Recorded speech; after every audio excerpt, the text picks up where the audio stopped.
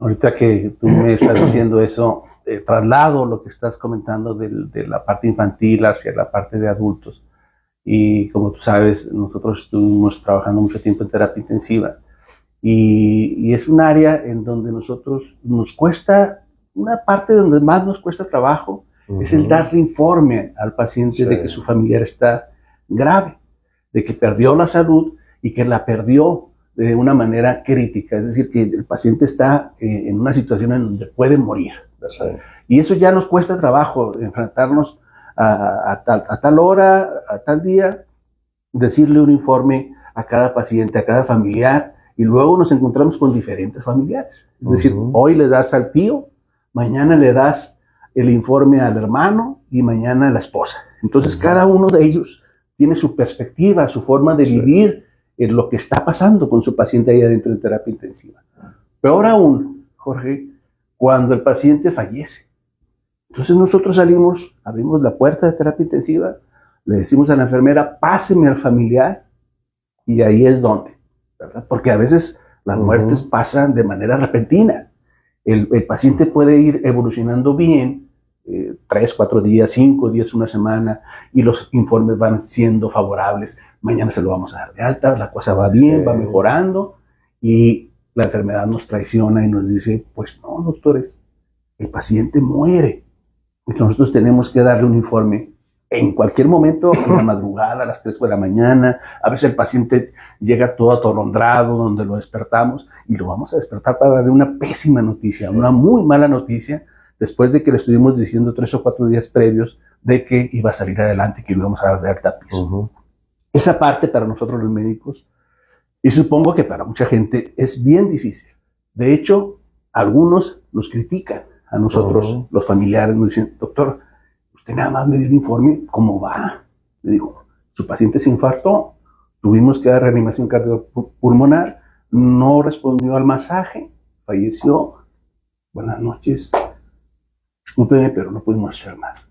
Y los familiares se quedan con un sinsabor, y nosotros no estamos entrenados para eso, para acompañar al paciente más allá de la muerte. Totalmente de acuerdo. No, en medicina se ha descuidado mucho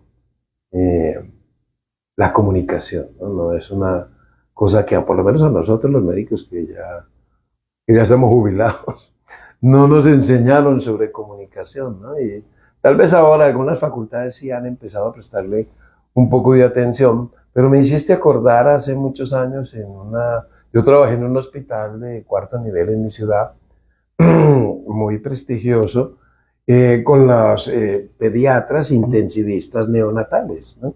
Porque niños que entran, niños que salen, niños que se mueren mucho prematuro, y uno ve padres de familia que llevan 5 o 6 ingresos y que están por ahí sentados o en la calle, que a veces se quedan esperando porque no tienen dónde irse a dormir.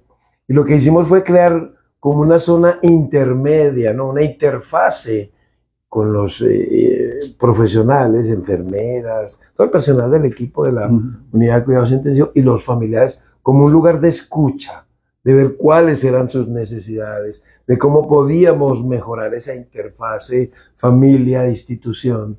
Y logramos bastantes cosas bonitas, y por supuesto, una de las cosas que desde hace muchos años venimos enseñando, que es tanatología clínica hospitalaria, es decir, ir a los hospitales y enseñarle a los médicos aspectos de la tanatología que son esenciales, porque quiera uno que no, mucha gente se muere en el hospital y no nos han enseñado qué hacer, empezando porque somos pésimos para dar las malas noticias, ¿verdad? Y no sabemos nada qué hacer cuando muere la gente. Yo he visto que se dan las malas noticias en los pasillos, frente al ascensor, o una persona baja leyendo un informe de una biopsia. Y eso no debería de pasar. Una de las cosas con que me encontré más difíciles fue que muchos servicios hospitalarios no tienen un área para dar las malas noticias, sino que se siguen dando en la puerta de la habitación, y las familias necesitan ese espacio privado donde poderse expresar tranquilamente. Y no se me olvida un niño que entró con un diagnóstico de un tumor de tallo cerebral inoperable de 6 añitos que ya lo que estaba esperando era que se muriera el niño, ¿no? Y el niño le dijo a la mamá que se lo llevaba al baño porque no podía caminar solito pues por la taxia, ¿no? Y escuchó, porque el baño estaba al lado de la oficina de donde estaban los residentes, escuchar, ah, sí, ese niño que acabó de entrar que se va a morir para él un mesecito.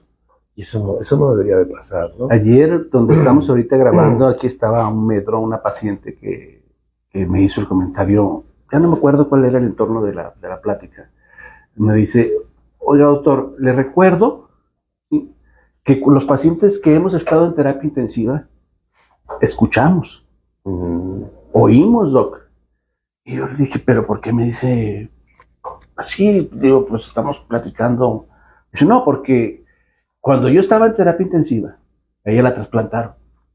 Y le hicieron justamente un trasplante de hígado. Dice, yo escuchaba que las enfermeras decían en voz alta, decían, ah, mira, qué bonita, tan bonita la paciente de 26 años, pero muy probablemente va a morir.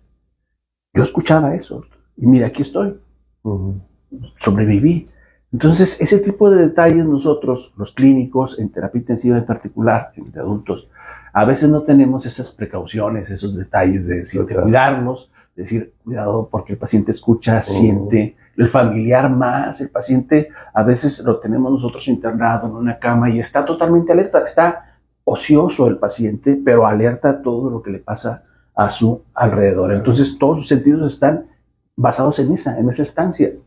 Y lo que tú estás mencionando, de que en ocasiones cuando el paciente lo perdemos, desafortunadamente no tenemos ni siquiera dónde informar de esa pérdida a los familiares. Y aparte, más me preocupa a mí, y hablo a título personal, que no fuimos entrenados y no sabemos esa parte de informes. Entonces, por eso nos angustia también a nosotros los médicos decir, híjole, hermano, ahora, ¿quién le va a dar informe de que falleció su familiar?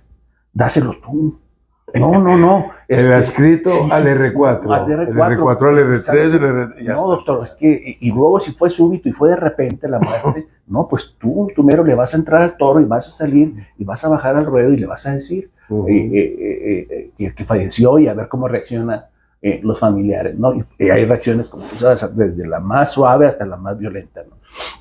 Pero el punto es justamente lo que estás diciendo, que no sabemos, no estamos entrenados para eso. Y entonces hemos tenido que recurrir, o otras personas se han dado cuenta de esa carencia, de que no tenemos los médicos. O sea, nosotros los médicos no estamos entrenados y a veces tenemos o mostramos cierto desinterés a eso. O sea, yo tengo mucho trabajo, tengo 20 pacientes más, etcétera. Con esto es suficiente, pero dejamos a los familiares en duelo y no hay quien los acompañe en ese duelo.